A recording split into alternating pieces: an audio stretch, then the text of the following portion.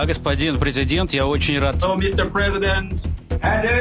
Qui n'avait pas encore mis tous ses opposants en prison. I think it could be a Ukrainian missile that hit. Звонить там обычным людям на мобильный телефон.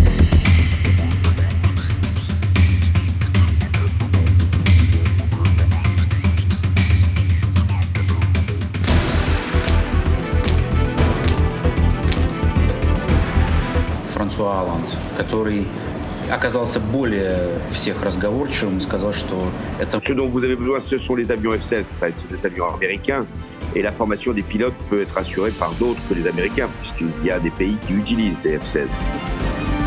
The principle is we will support Ukraine as our friend in the choices you make.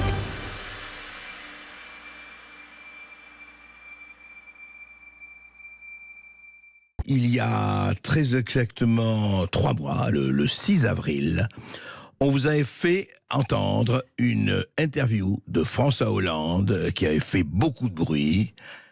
Écoutez juste un petit extrait.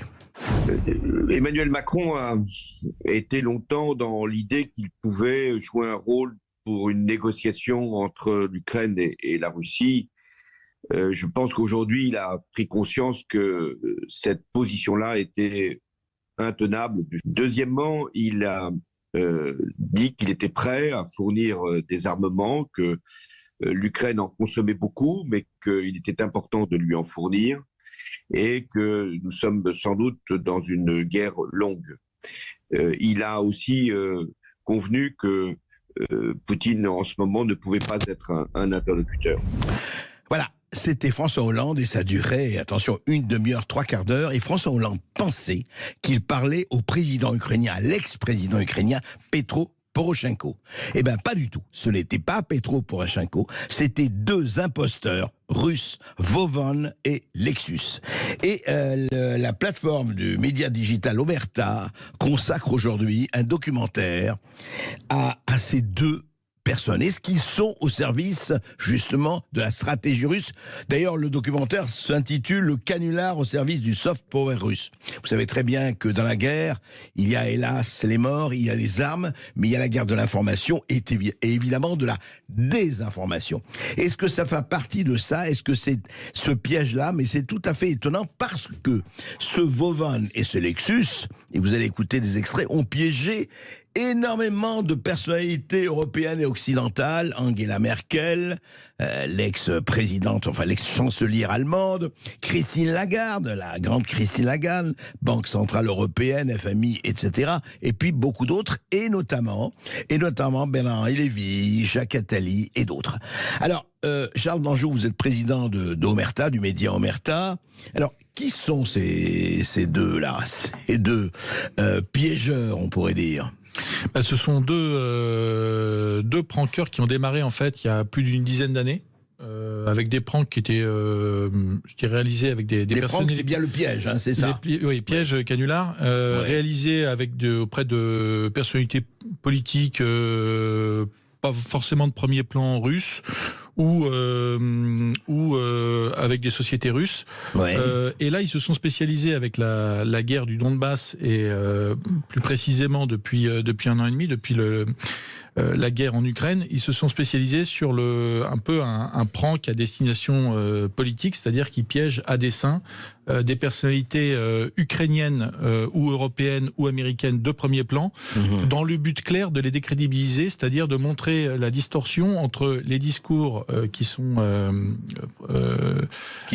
tenus sur les plateaux de télévision et sur les chaînes de radio, etc., et la réalité de ce que pensent, de ce que savent les personnalités qui sont piégées. Oui, c'est-à-dire, donc ils utilisent de dire, voilà, vous parlez à Petro Poroshenko, président ukrainien, donc quelqu'un dont vous êtes proche, enfin en principe, et puis ils se laissent aller. C'est vrai que François Hollande, on se rappelle, on l'avait diffusé sur Sud Radio, vous en aviez fait un documentaire aussi, et c'était très parlant, enfin il parlait très sincèrement. Et là, par exemple, on va voir avec Bernard-Henri Lévy, donc ils ont appelé Bernard-Henri Lévy, on va pas tout écouter, mais on va écouter écouter une partie. Et ce qui est étonnant, parce que vous savez, ça fait partie, et on en parlera, d'une stratégie journalistique, mais celle-là, soyons clairs, elle est au service d'un pays, la Russie, elle défend, soyons clairs aussi, la politique d'un pays, la Russie. Mais la stratégie est très intéressante. Écoutez, Bernard-Henri Lévy, pensant parler à Petro Poroshenko, mais en fait, il parle à Vovan ou à Lexus. Écoutez. I don't know what is the real ambience in French government. President Macron is under many influences, diverse influence. Some are pleading very strongly for an appeasement with Putin, and some, including me, are pleading for continuing supporting Ukraine, number one, till the victory, and number two, as quick as possible. I don't know what to say. I made a film in order to plead for that. This is my only aim, to convince Americans, French, Europeans to help more and quicker. And I agree when I see, for example, that there is a project of a factory for tanks, which will be ready to work in a few months and ready to deliver a few months later, I'm desperate. It's too late. Voilà, je traduis, bien sûr, ça s'est passé dans cette conversation il y a quelques mois, 4 ou 5 mois. Donc, Bernard-Henri Lévy dit, le président Macron subit toutes sortes d'influences, il y en a qui plaident très fortement en faveur d'un apaisement avec Poutine, tandis que d'autres, moi y compris, moi BHL bien sûr, plaident pour la poursuite du soutien à l'Ukraine jusqu'à la victoire et aussi vite que possible.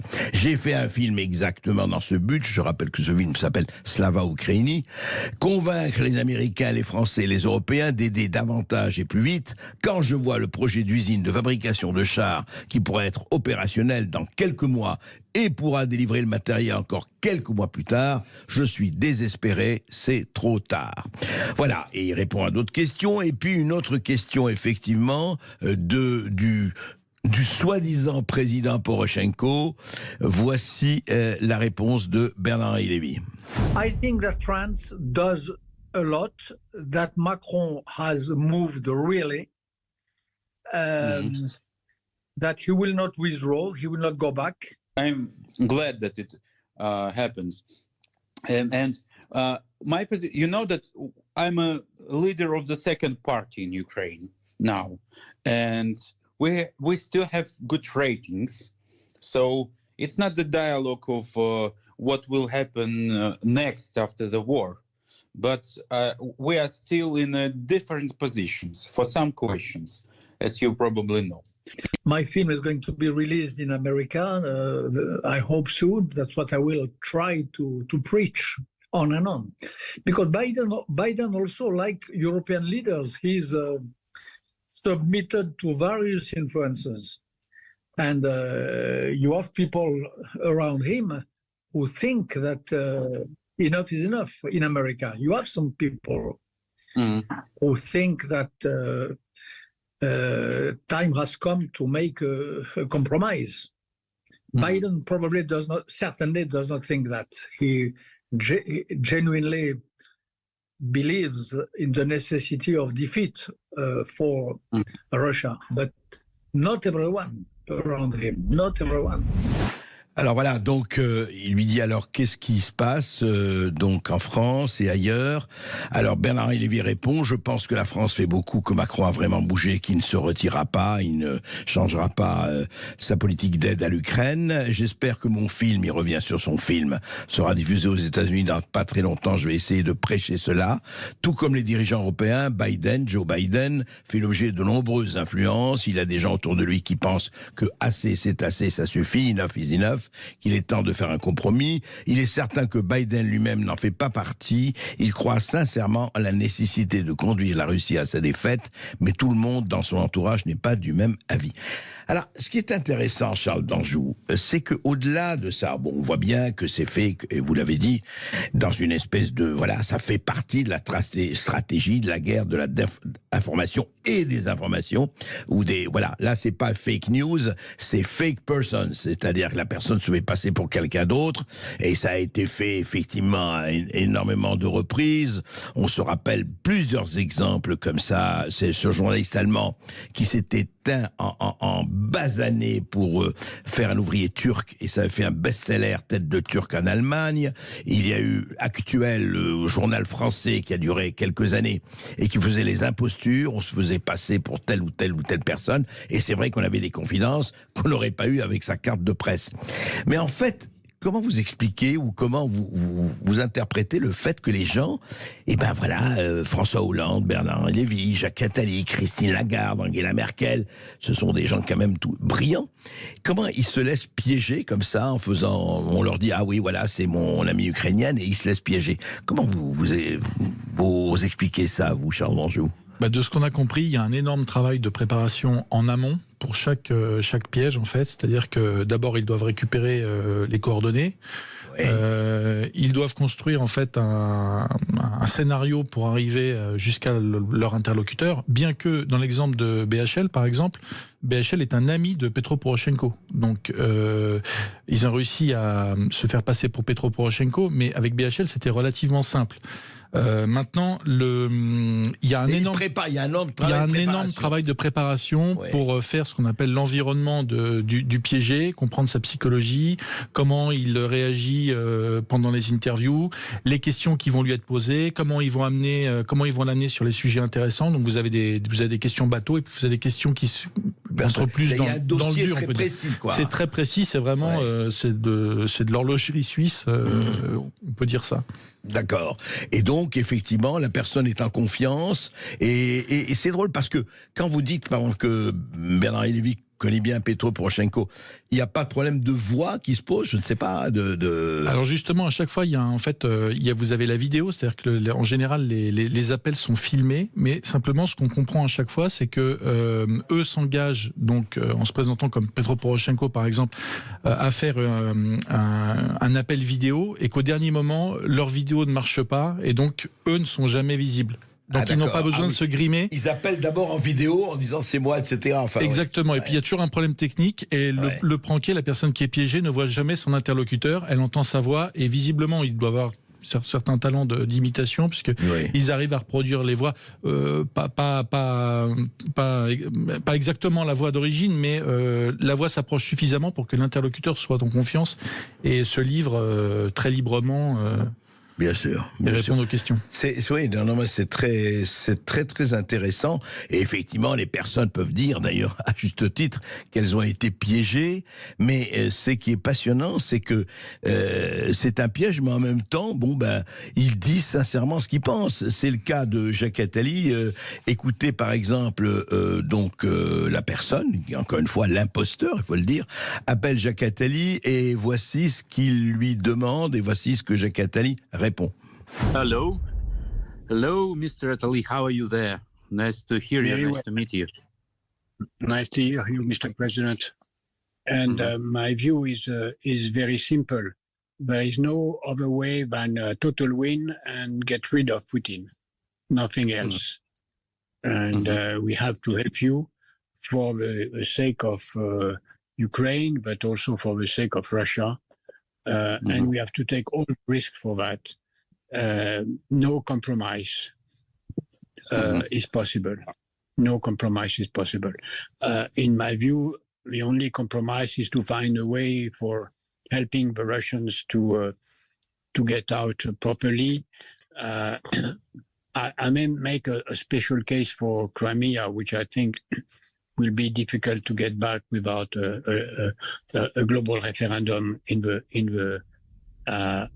Crimea. Voilà, heureux de vous entendre, Monsieur le Président. Ma vision est très simple. Il n'y a pas d'autre solution qu'une guerre totale et de se débarrasser de Poutine. Il faut que nous vous aidions pour sauver l'Ukraine, mais aussi la Russie. Nous devons assumer tous les risques. Aucun compromis n'est possible, aucun compromis. À mon avis, le seul compromis consisterait à aider les Russes à s'en sortir convenablement. La Crimée est un cas à part. Je pense qu'elle sera difficile à récupérer sans un référendum. Je pense qu'il faut organiser une consultation libre sous l'égide de l'ONU, mais je ne sais pas quel sera le résultat. Effectivement, on pourrait dire quand même, Charles d'Anjou, que ce sont des procédés, pour le moins, faut le dire, douteux, même si effectivement, je ne dirais pas tous les moyens sont bons, mais enfin, on pourrait considérer de leur point de vue que c'est de bonne guerre. Et en même temps, c'est vrai que les personnes donnent, je pense que et BHL, et Jacques Attali et François Hollande sont tout à fait sincères. Ils disent ça, donc ils disent quelque chose qui, effectivement, ils ne diraient pas à la télévision ou à la radio. Mais est-ce que c'est, à votre avis... Donc, eux ne se présentent pas comme journalistes, les deux, Lavovan et Lexus. Donc, ils se présentent, voilà, comme effectivement des acteurs d'une guerre qui dit bien son nom. Mais qu'est-ce que c'est? Alors, justement, vous disiez le canular du soft power. Ça fait partie du soft power, ça, cette guérilla orale, cette guérilla hertzienne, cette guérilla des ondes? Mais à l'évidence, s'ils peuvent opérer, ils vivent à Moscou, s'ils peuvent opérer aussi librement et appeler des personnalités ukrainiennes, européennes, américaines, etc., c'est qu'ils sont, ils sont validés. Le pouvoir russe, l'administration russe les laisse faire. Non seulement les laisse faire, mais ils sont pas mécontentes. Absolument. De toute façon, ils sont évidemment un instrument du soft power russe pour donner une autre vision des choses, de la guerre, de la politique internationale, etc., des rapports des pays étrangers avec la Russie. Simplement, leur procédé, en fait, est assez implacable parce que on n'est pas dans le domaine de la fake news ou du mensonge ou du travestissement. Eux reproduisent, en fait, ils font parler les gens librement, en les piégeant, et souvent, les gens, en parlant librement, donnent une version des choses, de leurs pensées, qui est différente de celle qu'ils peuvent tenir officiellement sur des plateaux de télévision dans des réunions internationales. Et là, eh bien, à chaque fois, quasiment, ils font mouche. Alors, ils font mouche pourquoi? Parce que, en fait, quand on parle de soft power, leur travail est à double destination, à destination de la population russe, pour leur montrer que les élites occidentales sont profondément anti-russes et qu'en fait, il n'y a pas du tout de volonté d'apaisement, mais qu'il y a au contraire une marche à la guerre. Et puis à destination de la population étrangère, pour leur montrer, par les moyens dont ils disposent, qui sont limités, puisque ils n'ont plus de chaîne YouTube, donc ils ont des canaux de diffusion qui sont limités, mais pour montrer aux populations européennes qu'en fait leurs élites leur mentent et que ce qui est tenu à longueur les discours qui sont tenus à longueur de plateaux de télévision, etc., sont en fait pas le reflet exact de la réalité, de la vérité. Sauf qu'en l'occurrence ici, Charles Blanjou, les élites dont vous parlez disent ce qu'ils disent à la télévision. C'est-à-dire que la plupart des élites occidentales, on peut être d'accord ou pas d'accord, sont pour l'Ukraine. Les médias, dans leur totalité, sont pour l'Ukraine dans cette guerre actuelle. Donc, ils ne sont pas en contradiction avec ce qu'ils disent à la télévision et à la radio. Non, mais la réalité est souvent plus nuancée que ce qui est présenté. Par exemple, vous venez de le rappeler quand BHL et Jacques Attali parlent de Biden, en expliquant qu'autour de Biden, eh bien, les opinions sont partagées, qu'il y a des gens qui pensent que la guerre, en fait, ça va trop loin et qu'il est peut-être temps de freiner un peu et puis de négocier avec les Russes. Ça, on ne l'entend jamais, en fait. Venant de leur part, on ne l'entend jamais. Ou alors, quand le président Hollande ou Angela Merkel explique que la signature des accords de Minsk, eh bien, c'était pour gagner du temps, pour permettre à l'armée ukrainienne de se renforcer. Ça n'a pas été présenté comme ça lors de la signature des accords de Minsk, qui étaient des accords de paix. Pas du tout quelque chose de fait pour permettre à l'armée ukrainienne de se renforcer et d'attaquer éventuellement plus tard. Donc c'est une manière, effectivement, comme on dit, c'est un mensonge qui dit la vérité, quoi. Absolument. Et c'est pour ça que je dis que c'est implacable. C'est parce qu'en fait, quand les gens sont piégés, sont en confiance et se livrent, eh bien souvent, on découvre des choses qu'on n'entendrait jamais ailleurs, de leur part. Alors, par exemple, justement, vous diffusez ce documentaire que vous avez fait sur Omerta aujourd'hui. Est-ce que, à part ça, est-ce que ça a circulé en Occident, leur canular, ou pas du tout pour le moment? Oui, ça circule pas mal parce que par différentes plateformes, différents réseaux sociaux, ça circule pas mal, mais je dirais que c'est surtout connu. Ils sont surtout connus dans les pays de l'ex-CEI, les pays russophones en fait, et y compris l'Ukraine, puisque en Ukraine, visiblement, ils ont aussi leur message aussi. Parce qu'ils passent leur message en Ukraine. Ils ont pranké un certain nombre de personnalités ukrainiennes, et donc évidemment les Ukrainiens russophones peuvent aussi écouter et se faire, pensent les deux prankeurs, une autre idée de leurs dirigeants politiques. Oui, absolument. Non, c'est très intéressant ce journalisme-là, encore une fois, je me rappelle très bien, pour ne parler que de la France, ça a été très critiqué et en même temps très, vous savez, moi, avec Caton, je me suis fait passer pour une personnalité de droite qui parlait une personnalité de droite qui expliquait comment la gauche allait prendre le pouvoir, et il faudrait que la gauche prenne le pouvoir. Enfin, elle l'avait pris, c'était 1 an et demi après la victoire de Mitterrand. Et effectivement, si j'avais signé André Berkoff, ça n'avait aucune crédibilité, puisque André Berkoff n'était pas forcément une personnalité de droite, ni d'ailleurs un homme politique. Mais en se faisant se passer pour un homme politique, un grand hiérarque de chez Giscard, c'était crédible. C'est tout le problème, effectivement, En fait, ça fait partie, je dis bien, quand le masque révèle plus que la figure elle-même. Absolument. Ouais. Absolument. Ouais. Et juste une dernière question. Est-ce qu'il continue, Van Alexus, il continue à piéger encore? Il y a d'autres personnes qui vont encore... Est-ce que ça va encore sortir sur d'autres personnalités, à votre connaissance? Oui, je crois ils ont toujours... ils travaillent non-stop. Donc, il faut savoir que quand même, chaque prank prend du temps. Comme j'ai dit, c'est beaucoup. Oui, c'est un très gros travail. C'est beaucoup de préparation. Et ensuite, ils stockent les pranks et puis ils décident du moment opportun pour les diffuser. C'est pour ça que là, le prank sur Jacques Attali et BHL a été tourné il y a 4 mois. Je ne connais pas bien la date exacte. Ils sont quand même, ils se livrent pas facilement. Il y a beaucoup de choses qui restent confidentielles.